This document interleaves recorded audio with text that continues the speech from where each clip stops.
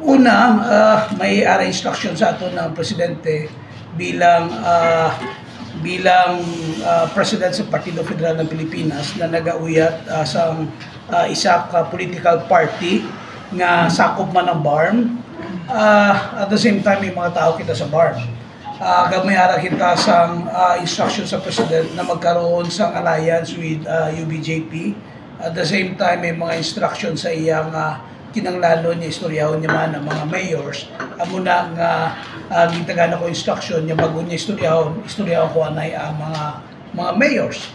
So, although kung makita nila, kung sa ilang perspective, outside sa akong nga responsibility, pero sa tutud lang sa instruction sa president, daw ginaatasan kita nga daw political chief niya pag-abot sa party matters, pag-abot sa politics. So amoy na nga may mga instruction sa aton niya presidente. Kung sa tanaw nila nga makasakit kita sa ila or na apakan ng ila nga mga interest, it's beyond na sa akong niya concern. Kaya concern ko kung ano ang instruction sa aton niya pinalanggang nga presidente. Siyempre bilang party president, may mga obligasyon ako kang responsibilidad nga ginatindugan man, no? So amo gani nga sa subong may mga issues pero hindi man ako ang kalaban nila. Ginapabot ko man lang ang kung ano ang tama, pag ano ang dapat niya mapaabot niya mensahe. Nakapa-istorya na black mo ni Governor Mariam regarding this matter, Gov? Actually wala. Si Governor Teng tumawag siya. Kagyan bala ko man nga kapitbahay mata, wala man ako kabalong una bes may interest ka mo sa subong nga eleksyon kay di secretary man siya kag diri man sa Sultan Kudarat kag iya nga bata kag diri man siya nakaparehistro. So wala ko kabalo sa ilang nga politics. Ang pagkabalo ko ang madlaga dito sa Kortan. Pero sang tumawag siya, nag-istorya mo kami. Una, mamatsaga ko man ang sunggod, pero ang inahamba ko lang following orders lang ko. Nag-follow lang ako sa orders coming from the party chairman, our president. So, it's a political matters na dapat ko man nga tindugan, dapat ko man tagaan man sa pagtagad, no? So, amugin na siya. Sa politika, may maigaan kita, may ara kita masagasaan, pero ang importante, kabalo kita maglantaw, kundi kita dapat niya sa ipan. Ang allegation, Gov, nga kung hindi suportahan ang UBJP, ipa-audit ang mga LGU? Una, may arasang request from private sector, hindi lang ang LGU, comprehensive na audit ang request nila sa Malacanang. So, hindi na siya hambal nga pangadlok. Nga madlok kita kay ang audit, permanente man na. For example, every month makita gina-audit, nga dito sa ila wala sila gina-audit. So, hindi dapat sila mahadlok sa audit kay it's a regular function sa Commission on Audit na every documents ka nagagawa, gina-audit kid.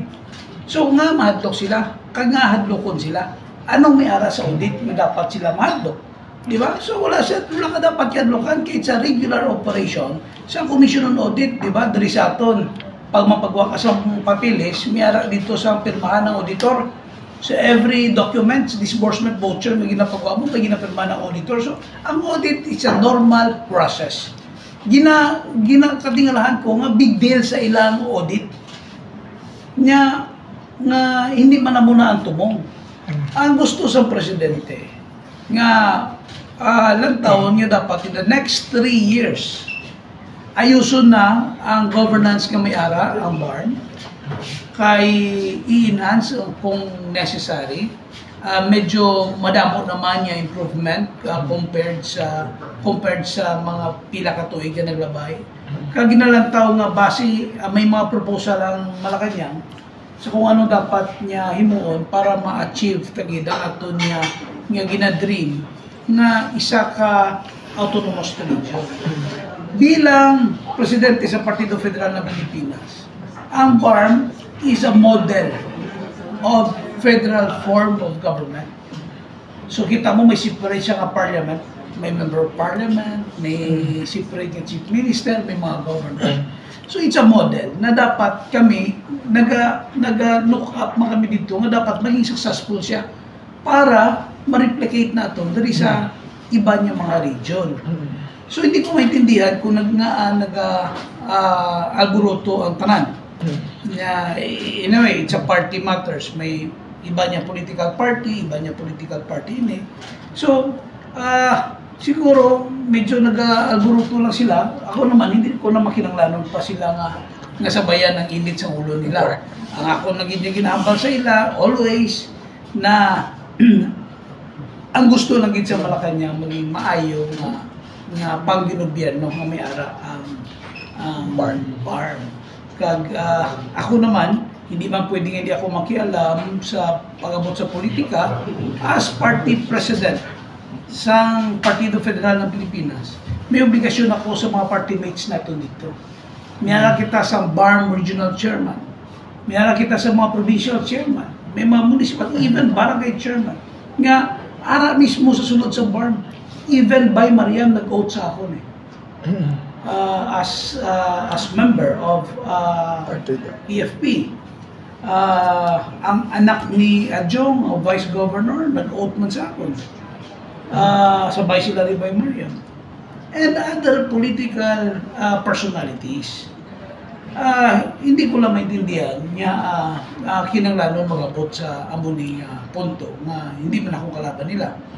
Pero mga nilibatong ko, siguro kung amo nang ilang mga statements, wala kitang mahimo. Ang pinakamaayo lang na mga panya sila para sa ilang kandidatura. Mag-focus lang sila sa ilang pagpadalatan.